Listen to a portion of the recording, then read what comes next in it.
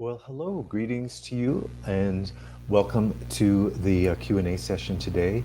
And the starting topic that I want to bring forward is actually one of the most fundamental topics to Heilkunst medicine or Heilkunst treatment. And the basic gist of this topic is really what is cure, or more specifically, what's the difference between cure and suppression.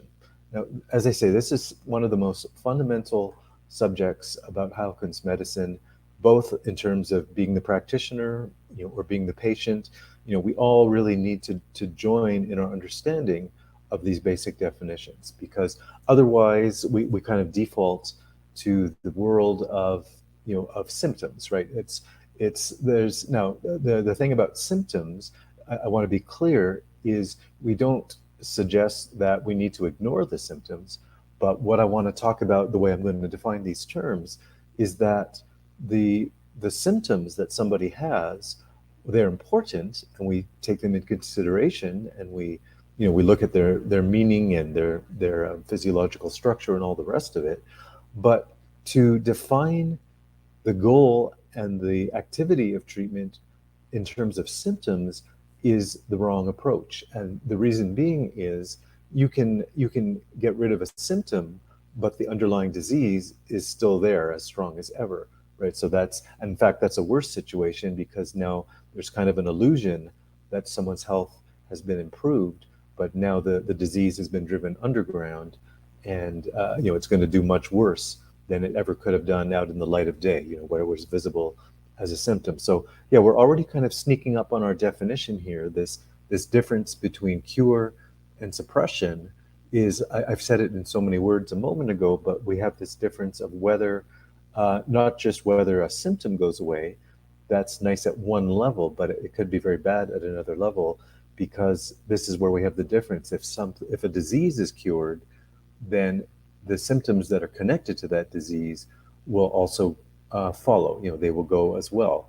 It's kind of like who's the ringleader and who's kind of the followers. Where in that analogy, the symptom is the follower, but the disease is the ringleader. So when we're in this concept of, is something a cure or is something been suppressed, we're really getting, as I said in another way a moment ago, we're really coming at this idea of health and treatment from a perspective other than symptoms, right? As I say, we don't ignore the symptoms, but we want to define what we're doing in terms of cure. Is the actual disease cured in a given treatment, or has it been suppressed, which, as I said a couple of minutes ago, is actually setting up the person for a lot worse of a health situation than when they had the symptoms. So at the most basic level, any treatment modality, any therapeutic approach, I'm not just talking about Heilkunst here, but we're in the grand realm of laws of nature. There's only three possible outcomes for any given treatment. And the number one, you can have a curative treatment. Number two is palliative, and of course we all know the concept of palliative care. If somebody is terminally ill and they're on their deathbed, their last few days, weeks, or months, or whatever, the whole idea of palliative care is just to make them as comfortable as possible. We kind of reach a point where we accept that death will be inevitable, because of the nature of their illness, and so the palliative care is not curative, but it is just, as I said, making that person comfortable. So it's, in a sense, it's the middle of the three choices. Number one, I said, was cure. Number two, I said, was palliation, and number three is suppression. So that number two, palliation, is kind of halfway between the cure and the suppression. So you're not curing, and maybe you're partially suppressing, but it's kind of for that humanitarian reason of really making the person more comfortable, where it is, their death will be inevitable in that context. So at the outer edge, as I've already been talking about, that difference between cure and suppression, you get this really, as I say, we want to get outside of this dimension of just thinking about symptoms, and we want to be in this dimension of thinking about what direction is a health process going? Is it a disease process that's getting worse? Is the person getting worse over time? Is it what we call a degenerative disease, chronic degenerative disease? That's a direction which is negative, from our perspective. We don't want people to have disease in the first place, but when they do, we don't want it to get worse. We don't want things to just continually develop, like in the negative sense of a chronic disease. So that's when we're talking about direction of cure. That's the undesirable direction. That's things getting worse, or to specific to our context here, that's the direction of things getting deeper and deeper and deeper inside the organism. So if we have a visual representation of disease, let's say there are diseases, of course, which are pathogenic, or viruses, or fungi, or other kind of microorganisms like this. We can have that visual image of that disease agent burrowing in and getting deeper and deeper and deeper into the person's organism. So in the perspective of disease, that's what we don't want. We don't want disease to get deeper. We don't want it to burrow deep inside of us and make us worse, make our health worse, and create more and more symptoms, of course, along the way. But in that direction, that's a very negative outcome. So that's by and large the natural direction of disease. Left to its own devices, it's going to try to burrow in deeper and deeper inside of you. The issue, if we're comparing the outcome of cure versus suppression, this is the big problem with suppression, is that it's following the direction of disease, right? It's making that disease go in deeper and deeper and deeper, causing worse and worse problems. So even though the suppression often is appealing to people, just from the point of view of symptoms, right? They think, okay, that got rid of my symptoms, so I'm happy about that. But as we're making clear here, it's not what you want, because even if a symptom disappears in this manner, now you have a disease that's been encouraged to burrow deeper inside of the organism, and it's going to cause even worse problems now. So that's why I said a few moments ago, the defining healthcare just in terms of symptoms is a very dangerous game, because you end up causing a lot worse problems than you thought you were solving in the first place. So that's what we don't want: the burrowing in, the suppression.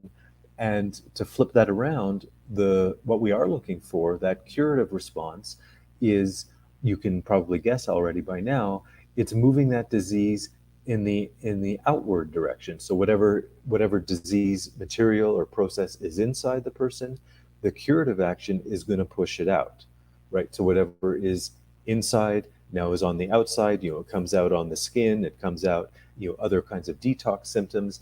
And this is actually what we call the healing reaction.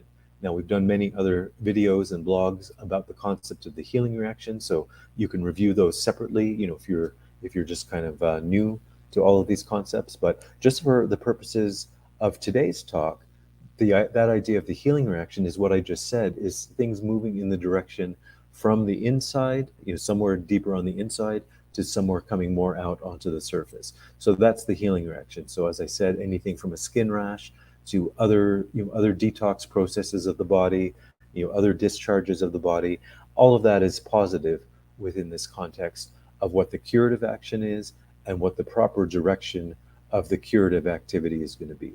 So there we have on our outer ends, we have the suppressive action, which is one thing, it's burrowing deeper in. The curative action is pushing things further out. And all in all, I think conceptually now, it's becoming more and more clear, why I'm saying all this is what we're aiming for, both from the practitioner point of view and you as the patient point of view, is always designing and aiming the treatment so that it's hitting that curative direction, almost every time if we can, rather than a suppressive direction. And one more point, again, I mentioned the healing reaction, we have other videos on that. And all of this really points to one of the other core concepts in Heilkunst treatment, is if we're talking about cure, well, this basic law of nature or principle of homeopathic medicine is what's called the law of similars or the law of cure. And that idea of similars, when you're giving that particular medicine, which has a very similar um, structure or identity to the disease that's being treated, that's the law of nature that's triggering that curative response, where that disease is kind of halted in its track and pushed out, right? Pushed out of the system. So that, like cures like, the law of similars, that's kind of the guiding principle to treatment. Not, as I said earlier, we're not ignoring symptoms, but we're not defining our treatment approach based on symptoms and symptom removal. Rather, we're basing it on these universal laws of nature, the law of cure, as I just said, which is going to go in the direction we want, pushing things out. So as long as we stay really clear and on principle with how we're approaching, the patients in their treatment process, then we know, we can predict we're going to get kind of one curative response after another. Kind of adding all up, excuse me, over the treatment plan, so that we get more and more cleared out of the patient system, and their natural functioning, their natural state of health is further restored, the more we go into that process. And this, I guess, it's at a practical level, I'll maybe say this as the last idea within this topic, is this is really what gives us the structure at a practical level, the structure of treatment, where we go through somebody's historical timeline, whatever shocks and traumas they've experienced. We go through, well, beyond their timeline, we go through their genetic timeline. What did they inherit from their family tree? All the diseases that run down through a family line, everything from cancer and arthritis and heart disease, and all the minor named ones as well.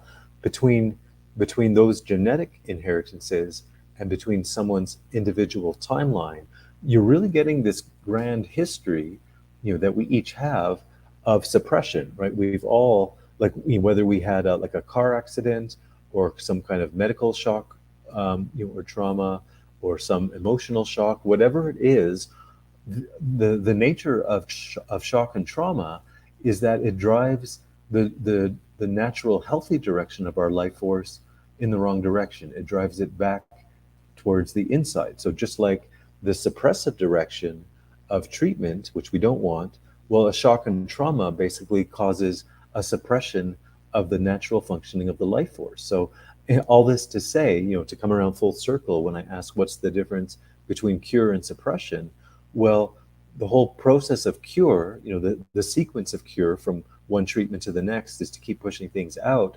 And it's basically, it's this grand historical reversal of everything that's been suppressed in a person's life force, as I say, through shocks and traumas, or even the suppressed disease material that they were even born with from that genetic inheritance in the first place. So those genetic suppressions, the timeline of shocks and trauma, those suppressions, all of them we want to turn back, and go out the other way. We want to put them out of the system. So that's the basic idea we want to work with here, not defining our treatments in terms of symptoms. As I say, we don't ignore the symptoms. We just want to make sure we're focused on symptoms in the right way, on this idea of direction of cure, rather than just simply, getting rid of a symptom. Well, who knows? Was it cured? Was it suppressed? If you don't know, that's kind of a problematic situation. So that's the long and the short of the topic for today. So if you have any further questions about this or anything else about Heilkunst in general, you can just simply direct that question to me, by typing it in the comments below wherever you're watching this. If you're with me right now live, while I do this live broadcast, I will address your question right away. Or if you're watching this as a video replay, I'll get your comments after the fact, and I will bring that comment forward into a future video. So I will just leave this video channel open for a minute or so. There's a little bit of a delay between the live broadcast and when you actually see it. So if anyone is in the middle of typing in a question as we speak, I'll see that in a few moments, and I'll address it right away. Or otherwise, as I say, if you have a comment that you've put in on the replay, I will bring that forward into one of the future question and answer videos as well. So thank you so much for joining me today. I look forward to your comments and questions. As I say, if your comments are very specific to this topic, that's great. I will address those. Or if you have other questions, I can go into other topics as well. So, as I say, in a moment, if there are no questions that are coming through, I will turn off this video broadcast and I will see you in a future video. But for now, I'll just kind of rest for a moment in a moment of silence. And if there's a question, great. If not, I will see you in the next video.